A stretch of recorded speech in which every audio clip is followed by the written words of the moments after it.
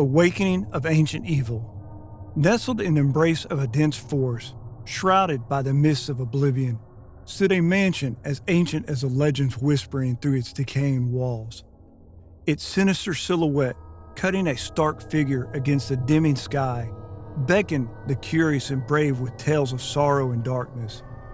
Jordan, an urban explorer with a passion for the secrets of the forgotten, approached the mansion's wrought iron gates, camera at the ready, eager to capture the essence of the place that lay veiled in shadow.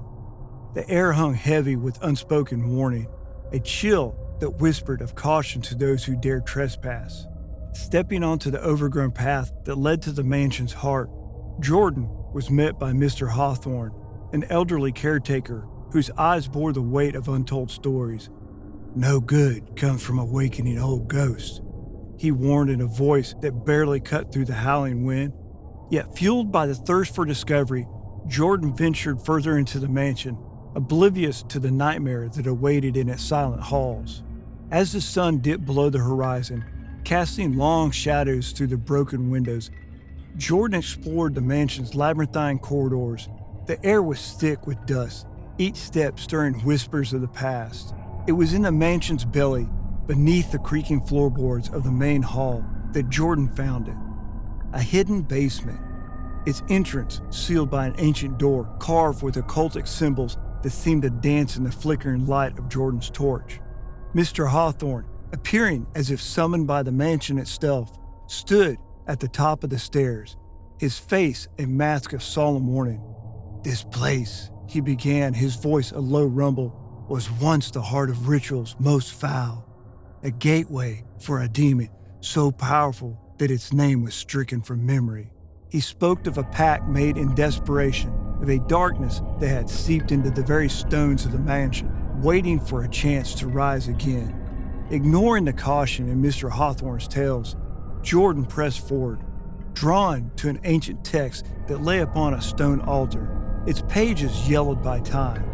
With a reckless curiosity, Jordan began to read out loud the foreign words twisting in the air like serpents, awakening something that had lain dormant in the shadows. A cold wind howled through the basement, extinguishing the torch and plunging Jordan into darkness. The last thing Jordan heard before succumbing to the growing dread was Mr. Hawthorne's whispered regret, "You should not have come here."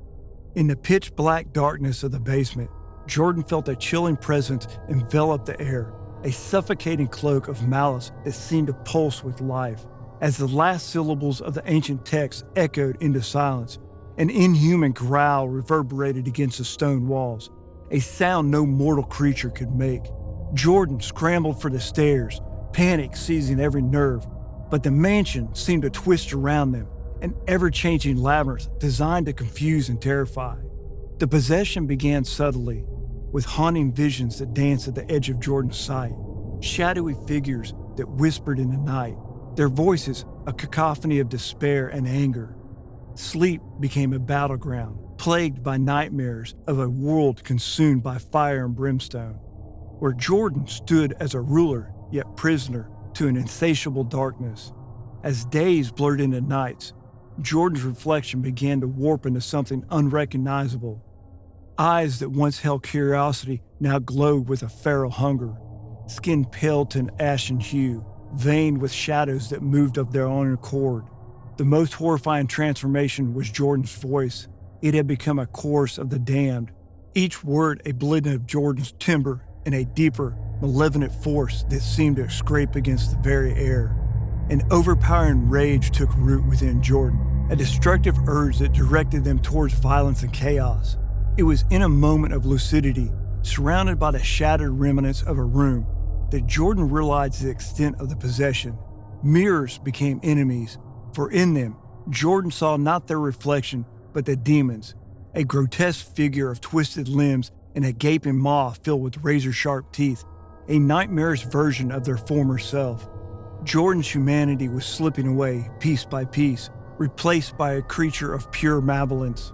The mansion, once a place of curiosity, had become a prison, its walls echoing with the laughter of the demon within, a sound that chilled Jordan to the bone.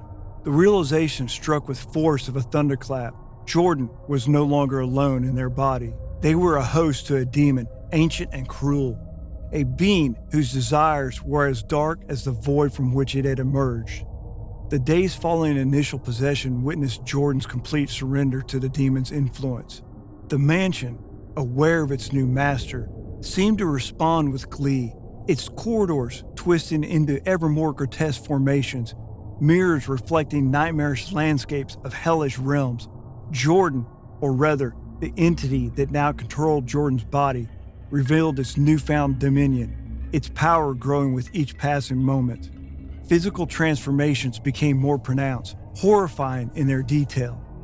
Jordan's hands elongated into clawed appendages, perfect instruments of destruction. Their eyes, once a vibrant human gaze, now blazed with an infernal light piercing through darkness and soul alike. Skin stretched and tore, revealing scales that shimmered with a malevolent sheen, a grotesque armor for the demon within. Yet, it was the hunger that defined this transformation most, an insatiable, gnawing emptiness that deemed it to be filled with suffering and despair. The entity within Jordan sought to corrupt everything it touched, to spread its darkness until nothing remained but a void of its own making. Into this nightmare walked Mr. Hawthorne, no longer just a caretaker, but a guardian of ancient rites and secrets. He confronted the demon-possessed Jordan in the heart of the mansion, where the air crackled with eldritch energy. "This ends now," he declared, his voice imbued with a power that seemed to push back the darkness. The battle that ensued was brief but cataclysmic. Mr. Hawthorne, armed with relics and incantations old as time itself, fought to contain the demon that had claimed Jordan. Each word of power he spoke was a blow against the entity. Each symbol he drew in the air, a chain to bind it. The climax of their confrontation saw the mansion itself taking sides, walls bending and floors shifting in an attempt to protect its new master. Yet, in the end, the power of ancient rites prevailed. Mr. Hawthorne succeeded in sealing the demon once more, but not without cost. The ritual required the mansion to be sacrificed, its flames consuming both the darkness and the history it held. As the dawn broke, the mansion lay in ruins, a smoldering testament to the night's events. Mr. Hawthorne vanished, his fate as enigmatic as his origins. Jordan was found among the ashes, physically scarred and mentally shattered. The demon had been subdued, but not destroyed. A sliver of its malice lingered, binding its time within Jordan, waiting for a moment of weakness to rise again. The horror of that night lived on in whispered tales, a stark reminder of the thin veil that separates our world from the darkness eager to engulf it.